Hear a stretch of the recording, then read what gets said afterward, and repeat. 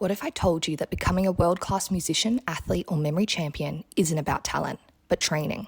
From a soloist's perfect pirouette to Mozart's flawless performances, the difference between good and great comes down to one thing: deliberate practice. Deliberate practice is the secret engine behind expertise, a systematic, focused, feedback-driven way of pushing human performance beyond what once seemed possible. It's about strategically tackling your weaknesses, refining technique, and training on the edge of your ability. This is how ordinary people develop extraordinary mastery, by following principles discovered by psychologist Anders Ericsson, whose research transformed our understanding of what it really takes to become an expert. According to Ericsson and Poole, the first element that separates purposeful practice from deliberate practice is the existence of a mature field of study, where experts have already spent years refining how to best teach and practice that skill.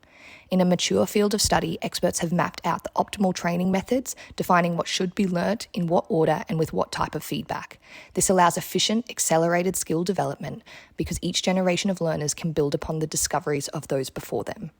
The next element of deliberate practice is setting specific goals. This means setting one large goal and breaking it down into smaller ones that will help you reach it. Without the smaller goals, you might get confused or even discouraged. Setting goals helps you stay focused and, according to a 2011 review by Lunenburg, increases the likelihood you'll actually acquire your skill. As an example, let's say you want to learn how to paint a portrait. That would be your main goal. In order to accomplish that, you would have to learn anatomy, color, and light, sub-goals as defined by experts. Mastering each of these should allow you to paint a portrait more easily. By setting a goal and breaking it down into smaller ones, you'll be able to create a result where the whole becomes greater than the sum of its parts. The next element of deliberate practice is practicing things just beyond what you can currently achieve. That is, staying in the stretch zone or the red zone. Here is what it looks like in action. Applying solid nail polish and creating simple dot patterns are within the comfort zone. They are manageable. But to improve, it's necessary to push beyond that. So, here is an attempt at drawing lines which is harder. At first, they are messy and all over the place. This struggle is exactly where the growth happens. With each attempt, there's a slight improvement. Skills don't develop by repeating what's already mastered. Real improvement comes from consistently practicing tasks just beyond the current ability level. Challenging enough to stretch skills, but not so difficult that it becomes completely overwhelming. The next element of achieving deliberate practice is engaging your full attention. A prime example of this is when learning to play the piano. Just mindlessly practicing is simply not enough, and therefore you will want to make sure you maintain active engagement and attention to detail when practicing. For example, you may want to intentionally focus on specific sections of the piece you keep getting wrong, or you may want to pay attention to your dynamics and tempo. More importantly, consider the potential distractions around you. Whether it's your phone or laptop, any distractions may limit your awareness and prevent you from concentrating fully. So before each practice session, make sure you are engaged and practicing with your full attention. The next step in deliberate practice is getting high-quality performance feedback. What's the point of practicing something if you're doing it wrong?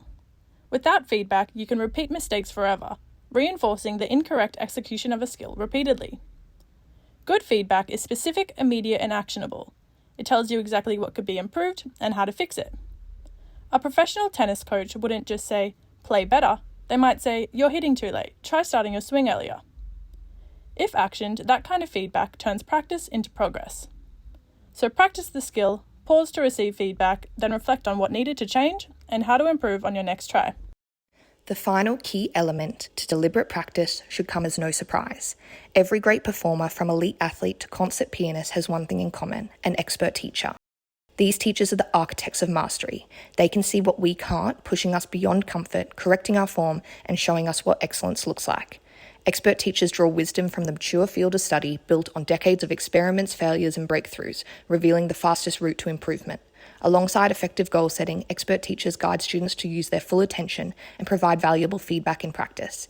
In contrast to purposeful practice, under the direction of experts, practice stops being guesswork and becomes transformational. Practice alone makes habit, but deliberate practice, guided by experts, makes mastery. And that's the real secret behind every so-called natural talent. Not magic, not luck, just the relentless pursuit of better, one deliberate step at a time.